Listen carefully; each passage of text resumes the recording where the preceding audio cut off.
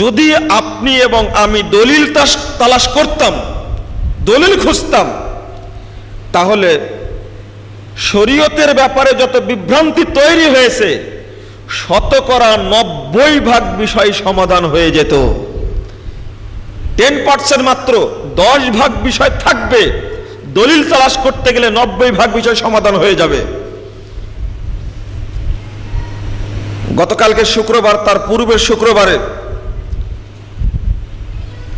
চিটাগঙ্গের একজন আলেমের সঙ্গে ঢাকার এক বাসায় বসেছিলাম।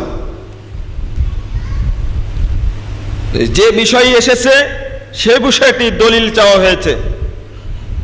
দলিল তো দূরের কথা, হাদিস গ্রন্থ থেকে অনেকগুলো বিষয়ে কোনো হাদিস বের করতেই তিনি অপারগ। শেষে তাকে নসিহত করে বিদায় দিয়েছে এই মর্মে যে আল্লাহর ওয়াস্তে শরীয়ত নিয়ে আপনারা লুকোচুরি করবেন না। আপনি সালাতে দাঁড়িয়ে প্রথমে নিয়াত বলবেন, দলিল চাইব। এইভাবেই কি মুহাম্মদ সাল্লাল্লাহু আলাইহি ওয়াসাল্লাম এবং সাহাবা কেরাম নিয়াত বলতেন? উনি কোনো দলিল দেখাতে পারলেন না। 2 নম্বর, জায় নামাজের দোয়া হিসাবে চালু আছে ইন্নী ওয়াজ্জাহাতু ওয়াজহিয়াল্লাযী ফাতারাস সামাওয়াতি ওয়াল আরদ। রাসূল মুহাম্মদ সাল্লাল্লাহু আলাইহি ওয়াসাল্লাম পড়তেন কিনা দলিল পেশ করুন। কোনো দলিল নেই। তিনি বলছেন কোরআনের আয়াত পড়া যাবে। একটা বাচ্চা ছেলে প্রশ্ন করছেন তাকে, কোরআনের আয়াত তো আরো অনেক আছে, কিন্তু এটা কেন পড়বেন শুধু? তার কোনো জবাব আছে? কোনো জবাব নেই। তারাবির সালাতে প্রসিদ্ধ দোয়া এদেশের মানুষ তৈরি করেছে, সুবহানা জিল মুলকি ওয়াল মালাকুতি ওয়াল কুদরাতি ওয়াল হায়বাতে। শেষে বলে ইয়া মুজিরু ইয়া মুজিরু ইয়া মুজিরু। কিয়ামত পর্যন্ত এই কথার দলিল পাওয়া যাবে না।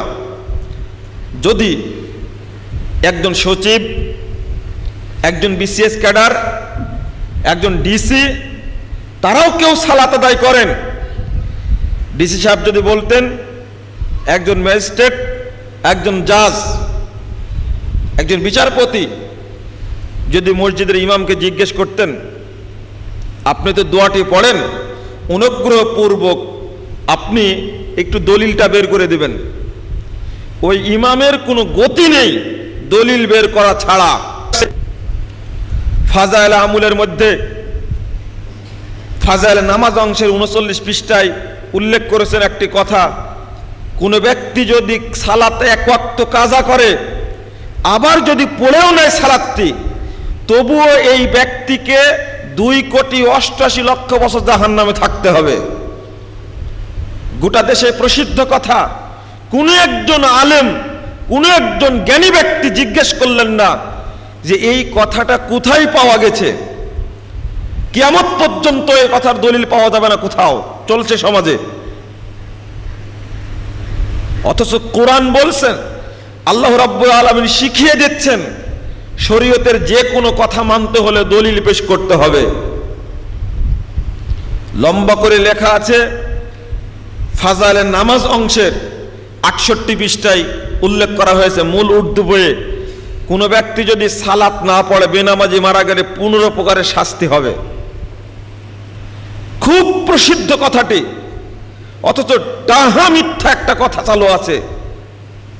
যদি দলিল চাওয়া হতো কোন কিতাবে বর্ণিত হয়েছে, তাহলেই স্পষ্ট হয়ে যেত। অন্তত শ্রেষ্ঠ ইবাদত সালাতের ক্ষেত্রে যদি সচেতন হতো আমাদের ভাইয়েরা, শিক্ষিত ভাইয়েরা, তাহলে আমাদের মতো দাড়িওয়ালা, টুপিওয়ালা, আলখেল্লাওয়ার মানুষ বাংলাদেশের 16 কোটি মানুষকে ধোঁকা দিতে পারত না। শুধু একটি পয়েন্ট, এ ব্যাপারে সজাগ হই আমরা। 2 নম্বর, দলিলটা হতে হবে বিশুদ্ধ, সহি। কেন বললাম? অসংখ্য মানুষ দলিল শরীয়ত তৈরি করেছে, শরীয়ত তৈরি করে মানুষের মাঝে চালিয়ে দিয়েছে, আর এই ব্যাপারে আল্লাহ রাব্বুল আলামিন নিজে ইঙ্গিত দিয়েছেন। সূরা বাকারা ৭৯ নম্বর আয়াতটা শুনে নিন। ফাওয়াইলুল লিল্লাযীনা ইয়াকতুবুনাল কিতাবা বিআইদিহিম সুম্মা ইয়াকুলুনা হাযা মিন ইনদিল্লাহ লিয়াশতারু বিহি সামানান কলিলা। আল্লাহ বলছেন, ওই সমস্ত লোকের জন্য ওয়াইল জাহান্নাম, যারা নিজ হাতে কিতাব লেখে, লেখার পরে বলে হাযা মিন ইনদিল্লাহ, এটা আল্লাহর পক্ষ থেকে। কি জন্য বলে?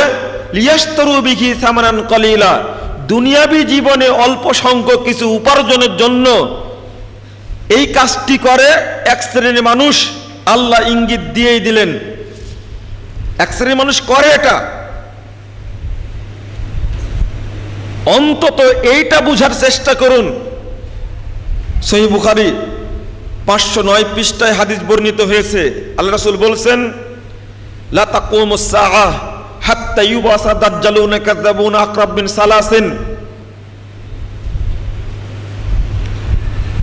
কিয়ামত ততদিন হবে না যতদিন না 30 জন ভণ্ড নবীর আবির্ভাব ঘটবে। কুল্লুহুম ইয়াকুলু আনা রাসূলুল্লাহ, প্রত্যেকেই বলবে আমি আল্লাহ রাসূল।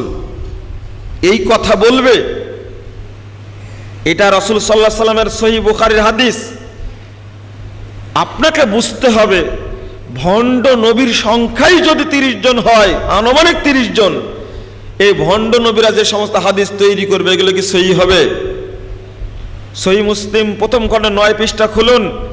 ইবনে মাসউদ রাদিয়াল্লাহু আনহু বলছেন, মারফু সূত্রে, মাওকুফ সূত্রে বলছেন যে শয়তান মানুষের কাছে এসে হাদিস বর্ণনা করে।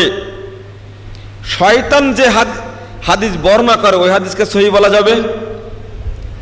এবার আপনি বলুন, দলিল সহিহ হতে হবে, সঠিক হতে হবে, এটা তো আল্লাহর নির্দেশ, সঠিকটা গ্রহণ করতে হবে। রাসূল সাল্লাল্লাহু আলাইহি ওয়াসাল্লাম বলছেন, সহিহ বুখারী প্রথম খণ্ডের 21 পৃষ্ঠা খুলুন, মাইয়াকুল আলাইয়া মা লাম আকুল ফালিয়াতাবাওয়াহু মাকাদাহু মিনান নার। কেউ যদি এমন কথা বলে যে কথা আমি বলিনি, সেজন্য তার স্থান জাহান্নামে করে নেয়। এই হাদিস প্রমাণ করে রাসূল সাল্লাল্লাহু আলাইহি ওয়াসাল্লামের নামে মানুষ হাদিস তৈরি করবে। ইবনে মাজাহ 5 পৃষ্ঠায় পাওয়া যাবে হাদিসটি। রাসূল সাল্লাল্লাহু আলাইহি ওয়াসাল্লাম বলছেন, ইয়াকুম কাসরাতুল হাদিস, তোমরা বেশি বেশি হাদিস বর্ণনা করা থেকে সাবধান। মাইয়াকুল আলাইয়া ফালিয়াকুল হাক্কান আও সিদকান, কেউ যদি আমার পক্ষ থেকে হাদিস বর্ণনা করে তাহলে হকটা বলে, যেন সঠিকটা যেন বলে। কেন? মাইয়াকুল আলাইয়া মা লাম আকুল ফালিয়াতাবাওয়াহু মাকাদাহু মিনান নার, কেউ যদি এমন কথা বলে যে কথা আমি বলিনি, সেজন্য তার স্থান জাহান্নামে করে নেয়। তাহলে আপনাকে চিন্তা করতে হবে একটি বিষয়, যে দলিল পেলাম, দলিলটা সঠিক কিনা সেটাকে যাচাই করতে হবে। এটা আমি আগেই বলে দিয়েছি। বুখারী মুসলিম ছাড়া অন্য কোনো হাদিস গ্রন্থের কথা যখনই কোনো ব্যক্তি বলবে, তাকে দ্বিতীয় প্রশ্ন করতেই হবে, আপনি বলুন হাদিসটির সনদ সহিহ না জয়ীফ। সহিহ হলে গ্রহণ করব, জয়ীফ হলে বাদ দেব। এখন বিশ্লেষণের সময় নেই, কারণ মুহাদ্দিসগণ বহু পূর্বেই হাদিসগুলোকে বিশ্লেষণ করে আমাদের সামনে উপস্থাপন করেছেন। আপনাদের সামনে আরেকটি তথ্য পেশ করব। সেই তথ্যটা হলো, শুধু রাসূল সাল্লাল্লাহু আলাইহি ওয়াসাল্লাম নয়, সাহাবা কেরাম নন, এমনকি তাবেঈগণ, ইমামগণ পর্যন্ত সঠিক দলিলের ব্যাপারে সচেতন ছিলেন। শুধু অবচেতন আমরা।